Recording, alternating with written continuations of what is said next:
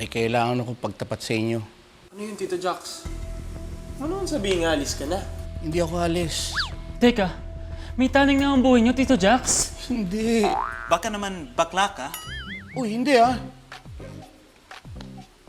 Finally, may girlfriend na ako. Ha?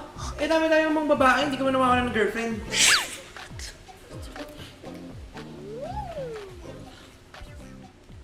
Alexander? Ma? Anak, sorry, hindi kita nasabihan.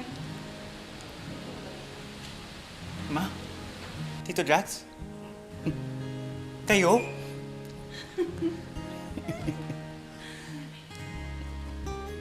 Kami. Baby. Alam mo na, wala yan. Ang importante lang is na masaya ka.